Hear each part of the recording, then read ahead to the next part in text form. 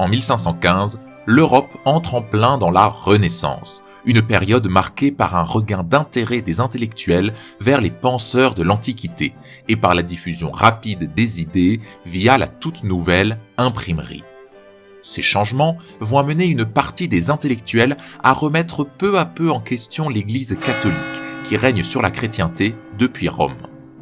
D'un côté, les penseurs dits humanistes mettent en avant une nouvelle conception de la religion, basée sur la relation directe entre l'homme et Dieu, conception qui, forcément, minimise l'importance du dogme, du rituel et donc de l'Église institutionnelle de Rome. De l'autre, de plus en plus de personnes, et notamment des clercs, appellent à une grande réforme pour remédier aux défaillances de plus en plus visibles de l'Église. Les papes, les évêques et les abbés, presque toujours issus de l'aristocratie, sont plus préoccupés de pouvoir et d'argent que de religion, et ils sont nombreux, les prêtres et les moines, qui sont loin de donner le bon exemple. Ces deux groupes, très perméables entre eux, des humanistes et des réformistes, vont alors s'échanger leurs idées, publier des traités et propager leur vision de la religion. En 1517, le moine Martin Luther publie ses 95 thèses, premier acte de la naissance du protestantisme dont l'apparition va bientôt bouleverser l'Europe. Avant de nous lancer, il est aussi important de nous pencher sur le Saint-Empire. Depuis pas mal de temps, ce sont les ducs d'Autriche de la dynastie des Habsbourg qui se réservent le trône impérial. Depuis le règne de Louis XII, l'empereur se nomme Maximilien de Habsbourg. C'est cet homme qui, sous Louis XI, avait épousé Marie de Bourgogne, la fille et héritière du duc Charles le Téméraire. Le couple a eu un fils, Philippe le Beau, qui a hérité des terres bourguignonnes de sa mère. De plus, il a été marié à Jeanne de Castille, la fille et l'héritière de Ferdinand d'Aragon et d'Isabelle de Castille. De leur union naissent, entre autres, 2 garçons. Par le jeu des héritages, les 2 hommes se trouvent être en ligne de succession d'un grand nombre de territoires. L'Autriche de leur grand-père, les terres bourguignonnes de leur père, l'Espagne, Naples et les colonies américaines de leur mère, et il leur est permis d'espérer pour l'un d'eux le trône impérial. À l'aube du XVIe siècle, les 2 frères sont à la veille de devenir les maîtres d'une énorme part de l'Europe.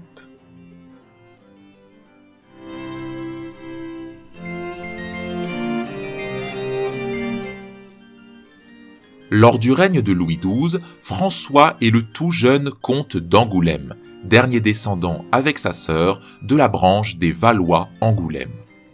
À ce titre, il se trouve être le plus proche parent mâle du roi Louis XII, et donc son héritier.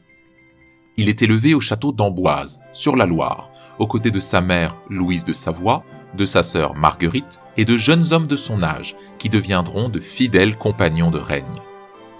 Son éducation l'a rendu, avec sa sœur, très sensible aux nouvelles idées du siècle, expliquant son fort intérêt futur pour les arts de la Renaissance et pour l'humanisme, ainsi que sa relative tolérance, du moins au début de son règne, envers les protestants. En 1515, le roi Louis XII meurt sans héritier et François d'Angoulême est immédiatement déclaré roi et sacré à Reims. Avec son accession au trône, le comté d'Angoulême passe tout naturellement dans le domaine royal. Marié très tôt à Claude de France, la fille de Louis XII, il aura de nombreux enfants, dont 3 fils. Un seul lui survivra, son cadet, Henri de France.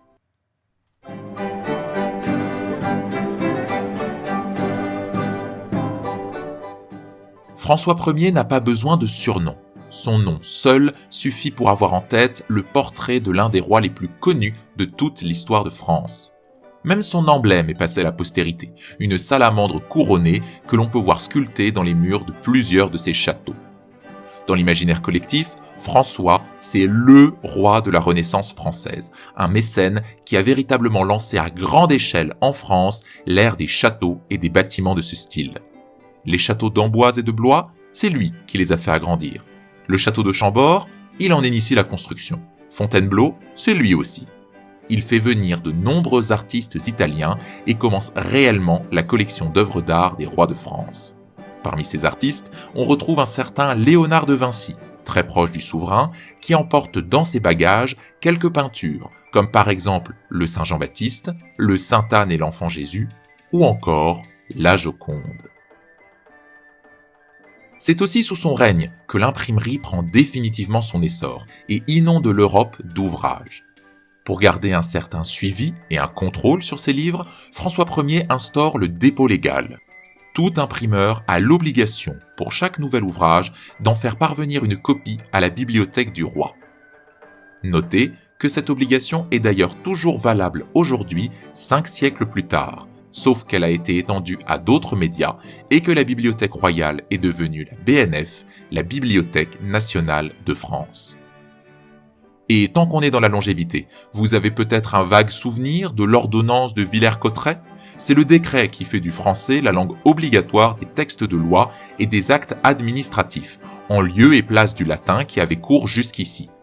Eh bien, c'est encore François Ier qui a signé ce décret, qui est d'ailleurs le plus vieux texte de loi encore en vigueur en France. Sur le plan territorial, le règne de François Ier n'a qu'un but, obtenir un domaine en Italie. C'est avec cet objectif en tête que François va se lancer dans 5 guerres d'Italie, et c'est au cours de la première de son règne, en 1515, qu'il gagne la célébrissime bataille de Marignan. C'est aussi lui qui envoie Jacques Cartier explorer le Canada pour y établir des colonies qui ne dureront pas. Enfin, comme si ça ne suffisait pas, François Ier, c'est aussi le début de la réforme protestante et des réflexions humanistes sur le fonctionnement de l'Église et de l'éducation. Ces idées prennent de plus en plus d'ampleur en France parmi de nombreux intellectuels, puis adoptées par une partie croissante de la bourgeoisie et de la noblesse. Si François Ier laisse plus ou moins prospérer ses idées, défendues par sa sœur, il n'hésite pas à les condamner dès lors qu'elles sont trop extrêmes ou qu'elles sapent son autorité.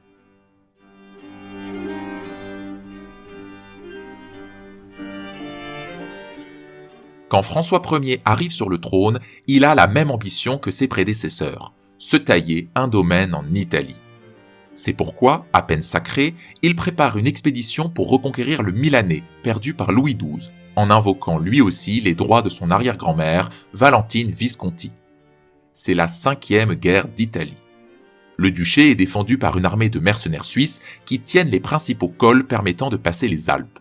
François Ier réunit une armée de 30 000 hommes, comprenant une 60aine de pièces d'artillerie, et réussit à se frayer un chemin à travers les montagnes. D'abord surpris, les Suisses en poste se ressaisissent et les deux armées s'affrontent près du village de Marignan.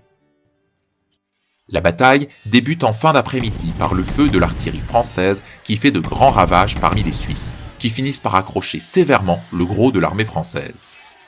Soutenue par la cavalerie sur ses ailes, celle-ci arrive à tenir jusqu'à la nuit tombée qui fait cesser les combats.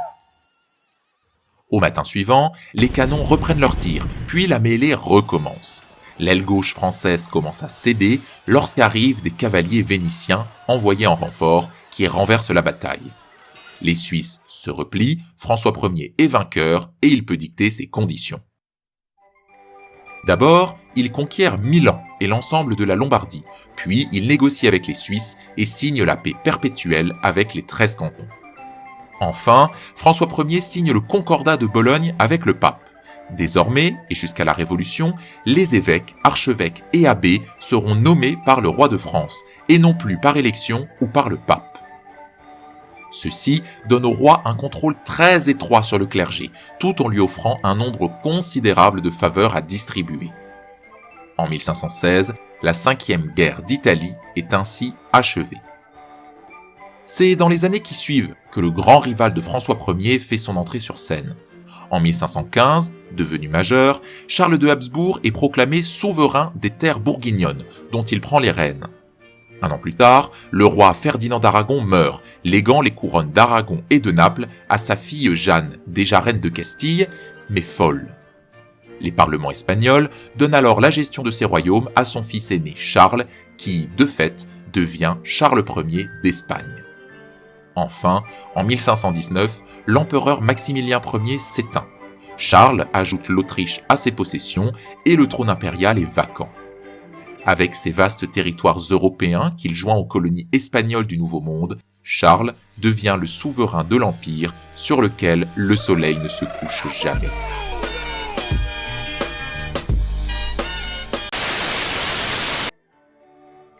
Devenir empereur, c'est bénéficier d'un prestige énorme.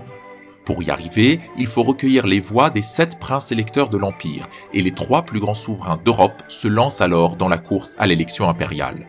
François Ier, Henri VIII d'Angleterre et évidemment Charles de Habsbourg. Bien vite, Henri VIII se désiste et François et Charles rivalisent de cadeaux pour acheter les voix dont ils ont besoin.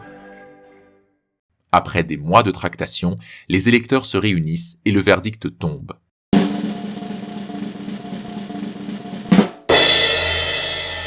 Charles de Habsbourg est élu à l'unanimité empereur du Saint-Empire sous le nom de Charles V, plus connu en France sous la forme de Charles Quint.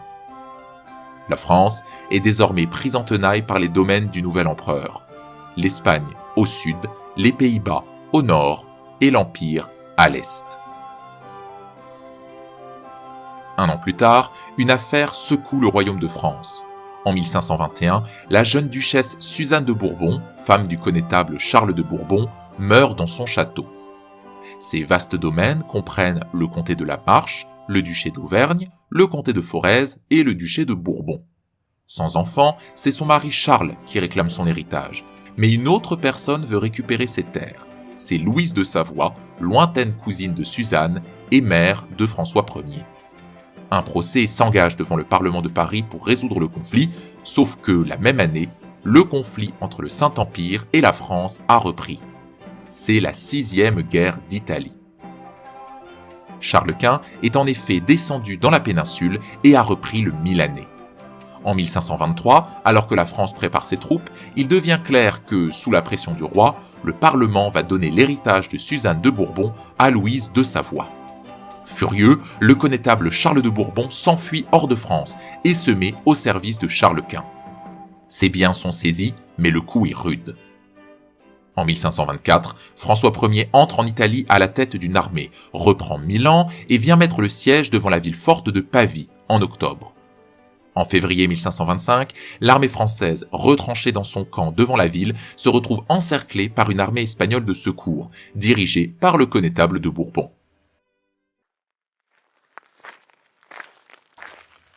Dans la nuit du 23 au 24 février, les Espagnols parviennent à ouvrir une brèche et surprennent les assiégeants. François Ier charge à la tête de ses cavaliers lourds et heurte le gros de l'armée ennemie. Les arquebusiers impériaux ouvrent le feu et l'infanterie reprend l'initiative, encerclant la troupe du roi. Alors que l'infanterie française fuit la bataille, François Ier se rend. Cette capture est une aubaine inespérée pour Charles Quint, qui transfère François dans une prison à Madrid. Il a le double espoir de voir la France abandonnée et le roi tout céder pour sa liberté. Malheureusement pour lui, le royaume de France résiste et François refuse une libération qui coûterait trop cher au royaume. Après un peu moins d'1 an de captivité, François signe le traité de Madrid. Il laisse ses 2 fils aînés otages en Espagne et il peut rentrer en France pour rassembler sa rançon. En outre, François doit renoncer aux prétentions françaises sur le duché de Milan, céder le duché de Bourgogne à Charles Quint et abandonner aux Habsbourg la suzeraineté des terres situées au nord de la France. Enfin, il lui faut pardonner au connétable de Bourbon et lui restituer ses terres. Les clauses étant définitivement établies, François jure de les honorer et il regagne son royaume avec la ferme intention de ne rien respecter. Il joue la montre, fait traîner les choses, ignore les émissaires de Charles Quint et rassemble ses forces. En 1527, le Parlement de Bourgogne, sollicité par François Ier, refuse de quitter le royaume de France. De son côté, le roi n'a abandonné aucune prétention, n'a payé aucune rançon et n'a absolument pas pardonné au connétable de Bourbon qui vient de mourir à Rome. Allié avec l'Angleterre et plusieurs villes italiennes, François déclenche la 7e guerre d'Italie. Plusieurs victoires et défaites de chaque côté amènent rapidement les belligérants à négocier. En 1529, la paix des dames est signée. Par ce traité, François Ier paye la rançon de ses fils et renonce encore à ses prétentions sur l'Italie, mais il conserve la Bourgogne. Peu après cette paix, en 1531, Louise de Savoie meurt. Elle lègue alors à la couronne les vastes possessions de Charles de Bourbon qu'elle avait gagnées en procès. Le comté de Forez, le duché d'Auvergne, le duché de Bourbon et le comté de la Marche. Commence alors une guerre d'influence et d'usure entre les deux rivaux. De fait, Charles Quint apparaît comme le plus puissant souverain d'Europe, et ce pouvoir fait peur à beaucoup de gens. L'Angleterre, les protestants du Saint-Empire, le pape et les villes italiennes. Leur unique possibilité est de se tourner vers François Ier, le seul contrepoids véritable à l'empereur, qui va s'appuyer sur eux pour causer des ennuis à Charles Quint de toutes les façons possibles. L'or français permet ainsi de financer et de soutenir les ennemis de l'empereur partout en Europe. Là où François va singulièrement innover, c'est en se mettant en relation directe avec Soliman le Magnifique, le sultan de l'Empire ottoman qui vient de lever le siège de Vienne après avoir conquis la Hongrie. Cette coopération offre aux Français des avantages religieux, économiques, diplomatiques et militaires au prix d'un grand scandale. En 1535, le duc de Milan meurt et François Ier réclame encore le duché, déclenchant la 8e guerre d'Italie. Ses troupes envahissent la Savoie pendant que celles de Charles Quint tentent d'entrer en Provence avant d'être arrêtées par le connétable Anne de Montmorency. Les deux souverains décident assez vite d'arrêter les frais et signent en 1538 la paix de Nice. François Ier lâche ses alliés protestants et en échange, Charles Quint promet de nommer le fils cadet de François duc de Milan. Cependant, malgré la promesse de l'empereur, l'investiture tarde et en 1543, Charles Quint rompt son engagement et nomme son propre fils duc de Milan. En réponse, François Ier relance les hostilités avec la 9e guerre d'Italie. Les troupes françaises retournent en Italie et défont à Cérizole l'armée chargée de défendre le Milanais. Dans le même temps, Charles Quint attaque depuis la Lorraine et s'approche dangereusement de Paris. À court d'argent, les deux souverains signent le traité de Crépy-en-Launois dans lequel ils abandonnent encore leurs prétentions respectives.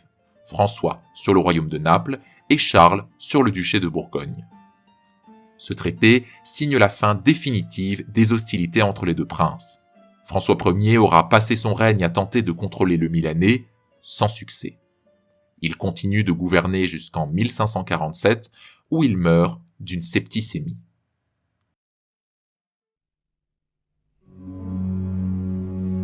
François Ier meurt le 31 mars 1547, à l'âge de 52 ans.